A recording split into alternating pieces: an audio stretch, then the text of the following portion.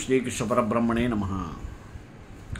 గత వీడియోలో లేదా ఎపిసోడ్లో ధర్మ సందేహాలు మొదటి భాగం పూర్తి చేశాం. ఇప్పుడు ధర్మ సందేహాల్లో రెండవ భాగంలో మొదటగా ప్రార్థన. నారాయణం నమస్కృత్య నరం చైవ నరోత్తమం దేవీం సరస్వతీం వ్యాసం తతో జయముదీరయేత్. ఏదైనా సాధించాలంటే సాధనం బాగుండాలి. తుప్పు పట్టిన కత్తితో ఏ సైనికుడైనా యుద్ధానికి వెళ్ళి యుద్ధం చేయగలడా? చేయలేడు. అందుకే యుద్ధానికి వెళ్ళేవాడు కత్తిని పదును పెట్టాలి. అలాగే ఏదైనా ధర్మ కార్యాచరణ చెయ్యాలన్నా, జీవిత పరమార్థాన్ని తెలుసుకోవాలన్నా సాధనమైనటువంటి శరీరాన్ని అందుకు అనుకూలంగా సిద్ధం చేసుకోవాలి. ఈ లక్ష్య సాధనలో భాగంగానే మన ప్రాచీన ఋషులు మనకు అందించినటువంటి మార్గమే సదాచారము. ప్రపంచ ప్రఖ్యాత పండితుడు మ్యాక్స్ ముల్లర్, ఆయన తన చివరి రోజుల్లో భగవంతుని ప్రార్థిస్తూ తాను మరలా పుడితే భారతదేశంలోనే పుట్టాలని కోరుకున్నట్ట. అయితే ఈనాటి ఆంగ్ల భాషలో ఆరితేరిన ఆధునిక మేధావులు, సెక్యులర్ వాదులు, మార్క్స్ మిఖేల్ వాదులు మాత్రము పుణ్య భూమియగు భారతదేశపు విలువలను తెలుసుకొనకుండా ఇప్పటికీ మన దేశాన్ని నిందిస్తూనే ఉంటారు. మ్యాక్స్ ముల్లర్ మహాశయుడు భారత్లో పుట్టాలని కోరుకోవడానికి ప్రధానమైన కారణం సదాచారపూర్ణమైనటువంటి మన భారతీయ జీవన విధానమే అతనిని బాగా ఆకర్షించింది. పైగా మానవుడు నిద్ర లేవడంతోనే అతని దైనందిన జీవితం ఆరంభమవుతుంది. సదాచారంలో ఉన్నటువంటి మొట్టమొదటి అంశం నిద్ర లేవడం. ఇప్పుడు ప్రశ్న, నిద్ర ఎప్పుడు లేవాలి అంటే ఈ విషయంలో మన ధర్మ మరియు వైద్య శాస్త్రాలు కూడా ఒకే మాటగా బ్రాహ్మీ ముహూర్తే బుద్ధేత అని గట్టిగా నొక్కి వక్కాణిస్తున్నాయి. బ్రాహ్మీ ముహూర్తే ఉత్తాయ చింతయేదాత్మనోహితం అని పేర్కొన్నాయి. అంటే ఆయురారోగ్యాలతో పాటుగా ధర్మాచరణకు కూడా బ్రాహ్మీ ముహూర్తంలో నిద్ర లేవాలని మన యొక్క సనాతనమైనటువంటి ధర్మ గ్రంథాలు మూకుమ్మడిగా తెలియజేశాయి. సూర్యోదయానికి ముందున్నటువంటి కాలం ఏదైతే ఉందో ఆ ముహూర్తాన్ని రౌద్రం అంటారట. దీనికి ముందున్న బ్రాహ్మీ ముహూర్తం అనగా సూర్యోదయానికి సుమారు గంటన్నర ముందుండే సమయం బ్రాహ్మీ ముహూర్తం. ఈ సమయంలో నిద్ర లేవడంలో వైజ్ఞానిక రహస్యం కూడా ఇమిడి ఉంది. ఎందుకంటే భూమి తన చుట్టూ తాను తిరగడం వలన రాత్రింపగలు ఏర్పడతాయి. అట్టే బ్రాహ్మీ ముహూర్తము నుండి మధ్యాహ్నం వరకు ఉండేటటువంటి సమయం ఉత్తేజమును కలిగించే సమయం. అటువంటి ఈ సమయంలో దేహములోని అన్ని రకాలైనటువంటి శక్తులు వృద్ధి పొందుతాయి, అంటే కొత్తగా పుంజుకుంటాయి. నిత్య నూతనంగా ఉండటానికి ఆ సమయం అయితే చాలా అనుకూలంగా ఉంటుంది. పైగా ఆ సమయంలో లేవడం వల్ల శరీరం చురుకుదనంతో ఉండి మనిషి కూడా చాలా చురుగ్గా ఏ పన్నైనా ఇట్టే చేయగలడు. దీనినే ఆదాన సమయము అని పిలుస్తారట. మధ్యాహ్నం నుండి అర్ధరాత్రి దాటే వరకు శిథిలతను ఇచ్చేటి సమయము. ఈ సమయంలోనే అలసట స్వభావాలు ఏర్పడుతుంది. శరీరంలోని అన్ని అవయవాల శక్తులు క్రమేపీ సన్నగిలుతూ ఉంటాయి. దేహం విశ్రాంతిని కోరుకుంటుంది. దీనినే విసర్గ సమయం అంటారు. ఆదాన సమయంలో నిద్రపోవడం, విసర్గ సమయంలో మెలకుగా ఉండడం అన్నది శారీరకంగాను మానసికంగాను అనారోగ్యకరమైనది. అందుచేత బుద్ధి చురుకుదనమును కోల్పోతుంది.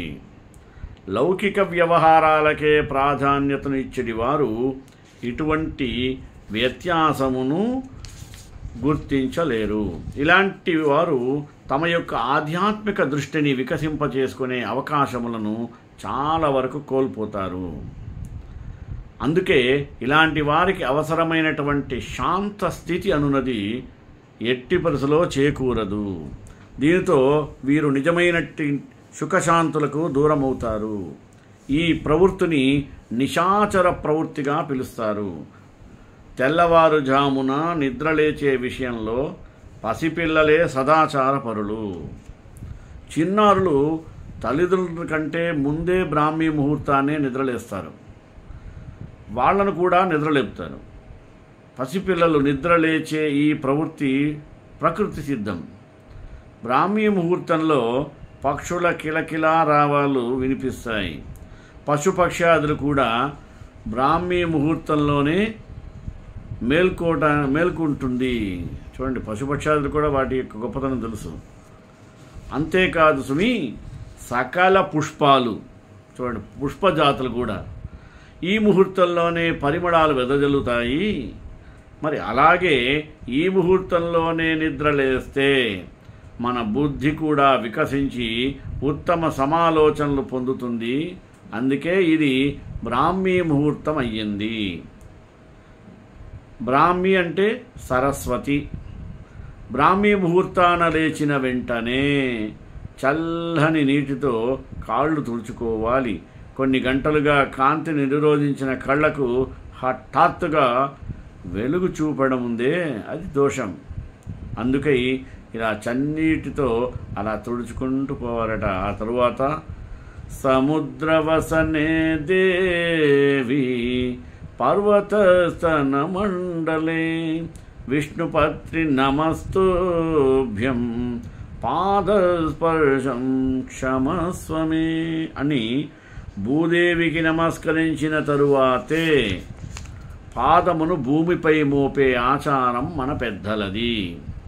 మన దైనందిన జీవితమంతా సకల దుష్ట విసర్జనలతో సహా ఈ భూమి మీదే చేస్తాము. కావుననే మనకు తిండిని ప్రసాదించి జీవితాంతం మనను భరించే ఈ భూమికి క్షమాపణ చెప్పుకొని నెత్తిన కాలు పెట్టడం కనీస కర్తవ్యం. కాలు తగిలితే క్షమాపణ చెప్పుకునే నాగరికతను చూస్తున్నాం మనం. భూదేవిని క్షమించమని ప్రార్థించలేమా? నిద్రలేవగానే శుభ దర్శనం చెయ్యాలని సదాచారం చెబుతుంది. అంటే నిద్రలేవగానే బ్రాహ్మణుని కానీ, గుణవంతుని కానీ, ఆవును కానీ, అగ్నిని కానీ, అగ్ని సంబంధించిన ఏదైనా కానీ, సోమయాజి లాంటి వారిని చూడాలని, మరి పాపిష్టి వారిని, అమంగళకర వ్యక్తులను చూడకూడదని పెద్దలు అంటారు. ఇలా అనడంలో నిద్రలేచిన వెంటనే చేసే దర్శనం ఆ రోజు మన జీవితమై ప్రభావాన్ని చూపుతుంది అనేది ప్రజల యొక్క ప్రగాఢమైనటువంటి విశ్వాసం. అందుకే ఎప్పుడైనా ప్రమాదం జరగగానే ఛీ అని నిద్రలేస్తూ ఈరోజు ఎవరి ముఖం చూశాను అనుకోవడం మనం చూస్తాం.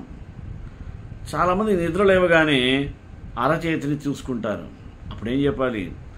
కరాగ్రే వసతే లక్ష్మీ కరమధ్యే సరస్వతి కరమూలే స్థితో బ్రహ్మా ప్రభాతే కరదర్శనం అన్నది మహర్షుల వచనం.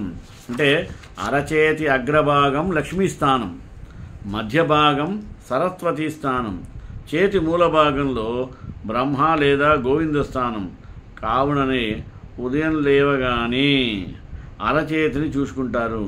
అరచేతిలో శ్రీరామ అని వ్రాసి కన్నులకు అద్దుకోవడం కొంత చేస్తారు.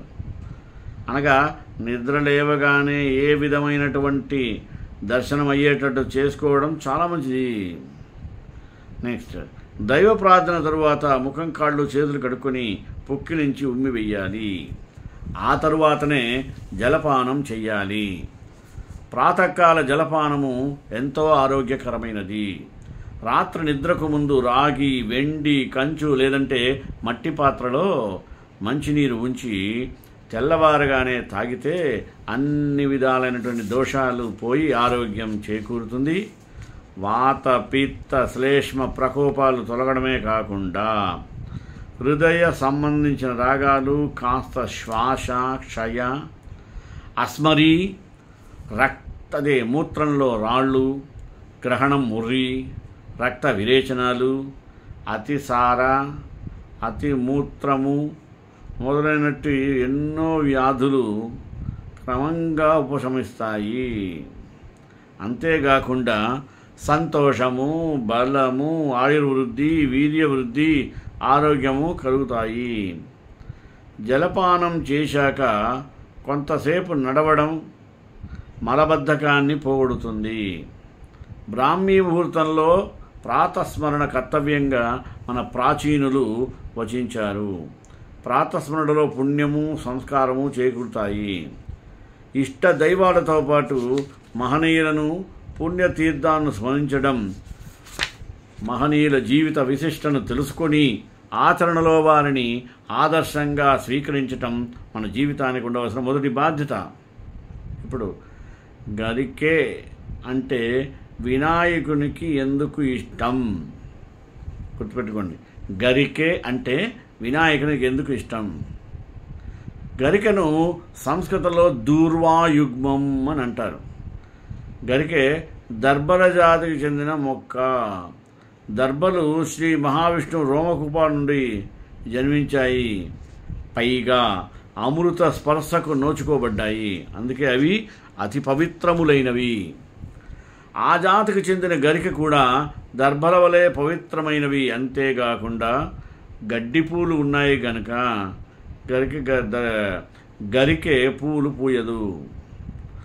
ప్రకృతి సంబంధమైన పరాగ సంస్కృతితో సంపర్క దోషం గరికకు లేదు. అంటే ప్రకృతి సంబంధమైన పరాగ సంపర్క దోషం అంటారు. అవి స్వయంభవాలు కనుక సంపర్క దోషం లేకుండా పార్వతీదేవికి స్వయంభవుడుగా జన్మించిన వినాయకునికి గరికే అంత ఇష్టము. అందుకే ఆయన యొక్క దూర్వాయుగ్మ పూజను పరమప్రీతిగా స్వీకరిస్తాడు. తొలి జిల్లేడు వలన ఎందుకంత పవిత్రత అనేది తెలుసుకోవాలి. మారేడు చెట్టు శివునికి ప్రతిరూపము, అలాగే రావి చెట్టు మహావిష్ణువు యొక్క ప్రతిరూపము, తులసి మొక్క మహాలక్ష్మికి ప్రతిరూపము, వేప చెట్టు మహాశక్తికి ప్రతిరూపము, అలాగే తెల్ల జిల్లేడు మొక్క సాక్షాత్తు వినాయకునికి ప్రతిరూపము. ఎందుకంటే 100 సంవత్సరములు బ్రతికి తెల్ల జిల్లేడు యొక్క వినాయకుని ఆకృతిని సంతరించుకుంటుంది. అలాంటి మొక్కలో వినాయకుడు శాశ్వతంగా ఉండటం జరుగుతుంది. అటువంటి వినాయకుని పూజిస్తే సకల ఐశ్వర్యాలు సిద్ధిస్తాయి. అందుకే తెల్ల జిల్లేడు మొక్కకు అంత పవిత్రత, విశిష్టత. పాలవెల్లి ఎందుకు కట్టాలి? పాలవెల్లి, పాలపుంత అంతరిక్షంలోని గ్రహ నక్షత్ర సముదాయానికి పర్యాయ పదాలు. దానికి ప్రతిరూపమే ఈ పాలవెల్లి. అంతరిక్షంలో వ్రేలాడే గ్రహ నక్షత్రాలే మనం పాలవెల్లికి కట్టే రకరకాలైనటువంటి పుష్పాలు, ఫలములు. సమస్త సృష్టికి ఈ ఆదిదేవుడే అధినాయకుడు అని చెప్పడానికే మనము పాలవెల్లిని కడతాము. ఏలినాటి శని అంటే ఏమిటి? జ్యోతిష్యం అంటే ఎంత నమ్మకము లేని వాళ్ళైనా సరే చాలా శని గురించి తెలుసుకుని భయపడుతూ ఉంటారు. కానీ ఏలిన నాటి శని గురించి చాలా భయపడటం అనవసరం. ఎందుకని? జ్యోతిష నిపుణులే చెప్తున్నారు, అనవసరంగా భయపడకండి. ప్రతి మనిషి యొక్క జీవితంలో ఏలినాటి శని 30 ఏళ్లకు ఒకసారి తప్పక వస్తుంది. వచ్చిన ప్రతిసారి 7.5 సంవత్సరములు ఉంటుంది, లేదా 3 సార్లు వస్తూ ఉంటుంది. పుట్టినప్పుడు మరి ఇప్పుడు ఎప్పుడైనా సరే జాతకుడు ఏలినాటి శని ప్రభావంతో పుడితే మొత్తంగా 3 సార్లు అతని జీవితంలో ఏలినాటి శని ప్రభావం ఏర్పడుతుంది అంటారు. శనిగ్రహం నవగ్రహాల్లో అత్యంత ప్రభావమైనటువంటి గ్రహం. జాతకంలో పుష్యమి, అనురాధ, ఉత్తరాభాద్ర శని సంబంధిత నక్షత్రాలు. ఈయన నవగ్రహాలలో ఒక్కటైనటువంటి సూర్యుని పుత్రుడు. ఈయనకు నవగ్రహాలలో మిగతా గ్రహాలకు లేనటువంటి ప్రత్యేకమైనటువంటి స్థానం కలదు. మనం మన కర్మఫలాన్ని తప్పించుకోలేము. అలాగే ఏలినాటి శని ప్రభావాన్ని కూడా తప్పించుకోలేము. కానీ కొన్ని పూజా పద్ధతుల ద్వారా శని ప్రభావం నుంచి కాస్త ఉపశమనం లభిస్తుంది అనటలో లేశమాత్రము సంశయం లేదని చెప్పవచ్చును. ఇక సగటుగా మనిషి జీవితంలో 19 ఏళ్ళు శని ప్రభావంతో గడుపుతాడు. శనైశ్వరుని అసలు తిట్టుకోవలసిన అవసరం లేదు. ఎందుకంటే శని ఆయుకారకుడు, శని మందుడు కనుక తన పెట్టిన పనును ఆలస్యం చేస్తాడే తప్ప అసలు లేకుండా చేయడు. వివాహాలు, ప్రమోషన్లు, ఎటువంటి ఎమోషన్లు అయినా సరే, శుభకార్యములైనా కేవలం శని మూలంగా ఆగవు. అవి కావటం లేదనినట్లయితే శనే కాకుండా జాతకంలో ఇంకా వేరే గ్రహ ప్రభావాలు కూడా ఉన్నట్టుగా తెలుసుకోవాలి. శనికి శనివారం నాడు అరచేతి వెడల్పు నల్ల బట్టలో నల్ల నువ్వులు మూటగా కట్టి నవగ్రహాలు ఉన్నటువంటి చోటో లేక నవగ్రహాలు ఎక్కడైనా శనైశ్వరునికి దగ్గరలో ఉంటుందో దానితో దీపారాధన చేసి శనివారం నాడు 19 ప్రదక్షిణలు కనుక చేస్తే చాలా మంచిది అన్నాడు. 19 ప్రదక్షిణలు ఇచ్చేస్తే మంచిది అయినప్పటికీ పూర్వజన్మ నక్షత్ర ప్రకారము ఎంత అవకాశం ఉంటే అంత చేయమని. మళ్ళా ఏలినాటి శని సమగ్ర ప్రదోష నివారణకు ఏం చేయాలంటే, ముఖ్యంగా ఏలినాటి శని మిమ్మల్ని పీడిస్తున్నట్టయితే శనివారం పూట నవగ్రహాలకు 9 సార్లు ప్రదక్షిణం చేసి శనైశ్చరునికి మాత్రం నువ్వుల నూనెతో దీపం వెలిగించండి. నువ్వుల నూనెతో దీపం వెలిగించడం ద్వారా కొన్ని సమస్యలు దరిచేరవని, ఇలా 9 వారాలు చేసినచో ఏలినాటి శని ప్రభావంతో కలిగే దోషాలు, కష్ట నష్టాలు దూరమవుతాయని మన పెద్దల యొక్క మాట. అలాగే ఏలినాటి శని దోష నివారణకు శని విగ్రహాన్ని ఇనుముతో చేయించి దాన్ని ఒక మట్టి కుండలో కానీ ఇనుప పాత్రలో కానీ ఉంచాలి.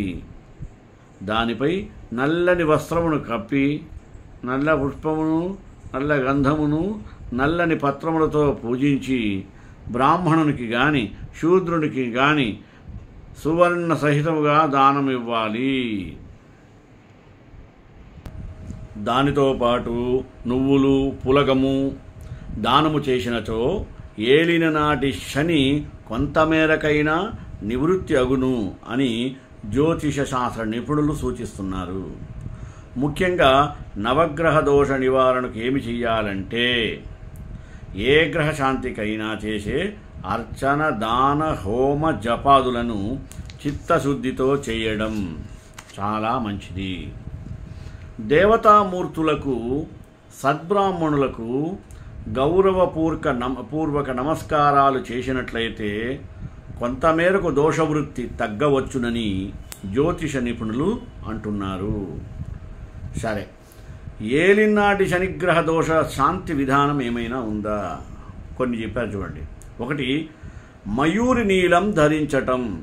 2, శని జపం ప్రతిరోజు చేయుట. 3, శనికి తిలాభిషేకం చేయించుట. 4, శివునికి అభిషేకం ప్రతి శనివారం రోజు 8 రూపాయలు లేదా 8 సంఖ్య వచ్చేలాగా బ్రాహ్మణునికి దానం చేయడం.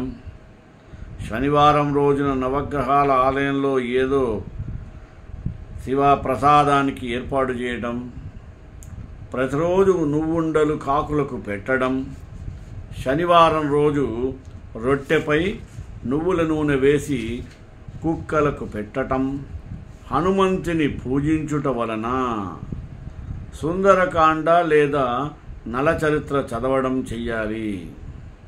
కాలువలో కానీ నదిలో కానీ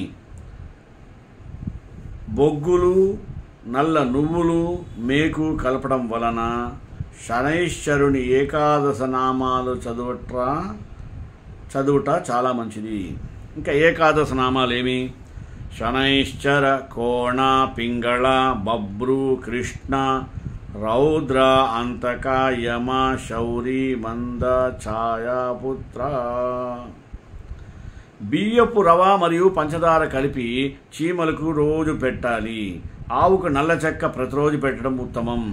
ప్రతి శనివారం రావి చెట్టుకు ప్రదక్షిణం మరియు నల్ల నువ్వులు మినుములు కలిపిన నీటిని రావి చెట్టుకు పోయడం, ఇనుముతో చేసిన ఉంగరము ధరించడం, చేపలు పట్టే పడవ ముందు భాగంలోని మేకుతో ఉంగరం చేసి ధరించుట, బ్రాహ్మణునకు నల్ల వంకాయ, నల్ల నువ్వులు, మేకు, నల్లని దుప్పటి దానం చేయడం, ప్రతి శనివారం శివాలయం లేదా నవగ్రహాలయం ముందు బిచ్చగాళ్లకు ఆహారం పెట్టడం వలన మరియు నల్లని దుప్పటి దానం చేయడం కూడా మంచిది. 19. అయ్యప్ప మాల ధరించటం వలన శ్రీ వెంకటేశ్వర స్వామికి తలనీలాలు ఇచ్చుట లేదా శ్రీ వెంకటేశ్వర స్వామి మాల ధరించటం. ప్రతి శనివారం వెంకటేశ్వర స్వామి దర్శనం, శివాలయంలో శివుని దర్శనం, హనుమంతుని దర్శనం మొదలైన వాటి వలన కూడా శనిగ్రహ దోషం కొంతవరకు శాంతిస్తుంది అనేది తెలుసుకోవాలి. శని మహాదేవ మొత్తం 19 సంవత్సరాలు అంతా అర్థమవుతుంది. వింశోత్తరి దశా విధానంలో శని దశ 19 సంవత్సరాలు ఉంటుంది. అది పెద్ద దశ అయినప్పుడు వక్రదశ తర్వాత ఇదే ఇన్ని ఏళ్ళు ఉండేది దశ. సామాజికమైనటువంటి సామాన్యంగా శని దశ అంటే మనకు భయం ఉంటుంది. అది చాలా వరకు నిజమే. సహజ జ్యోతిష్ చక్రములో ఈయనకు 10-11 స్థానములు అయినటువంటి మకరము, కుంభము, స్వక్షేత్రములు కనుక కర్మ లాభస్థానముల కారకత్వములు ఈయనకు అంటవు. అనురాధ, పుష్యమి, ఉత్తరాభాద్రలకు ఆధిపత్యం వహిస్తూ సంవత్సర కాలం అంటే దశాకాలం తీసుకున్న శని అందరినీ ఆర్థిక ఇబ్బంది నుండి బయటపెడతారు. శని వచ్చాక మాత్రమే బాగుపడిన వారు ఉన్నారు. అనుభవించాల్సిన కర్మను అనుభవింపజేయడం, ఇవ్వవలసిన లాభములను ఇవ్వడం చేస్తాడు శని భగవానుడు. ఈయన యొక్క సహజ లక్షణాలైనటువంటి బద్ధకం, సోమరితనం, పనులు కాకపోవడం, నిరాశ, నిస్పృహతలకు మరి ఇవి నరాలు ఎముకల రోగాలు, పెద్దల రోగాలు, మరణాలు, చికాకులు, అంగవైకల్యం కలగడం, ప్రమాదాలు జరగడం మొదలగునవి జరిగి తీరుతాయి. చరరాశులకు 11వ స్థానం బాధక స్థానం గనుక ఈయన దశ సాధారణంగా అనేక బాధలను ఇస్తుంది. మేషరాశి వారు ఏలినాడు శని బాధలను ఎక్కువగా గురి అవుతుంటారు. ఇది కారణం చరరాశి. చరరాశి వారికి 11వ ఇంటికి అధిపతి అయినటువంటి శని బాధకుడు. సగటు మనిషి జీవితంలో 19 ఏళ్ళు శని ప్రభావంతో గడుపుతారు. శనిని అస్సలు తిట్టుకోవాల్సిన అవసరం లేదు. ఎందుకంటే మందుడు గనుక తలపెట్టిన పనులు ఆలస్యం చేస్తాడు, కానీ అసలు కొడుకుడు కూడా చేయలేనటువంటి పనిని ఇక్కడ చేయడం జరుగుతుంది. వివాహాలు, ప్రమోషన్లు, ఏ శుభకార్యాలైనా కేవలం శని మూలంగా ఆగవు. అవి కావటం లేదు అంటే శనియే కాకుండా జాతకంలో ఇంకా వేరే గ్రహాలు ప్రభావాలు చూపటం గ్రహించవచ్చు. సమస్త ప్రాణికోటి యొక్క పాప కర్మ ఫలాన్ని వెనువెంటనే తిరిగిచ్చేటువంటి దేవుడే శనైశ్వరుడు.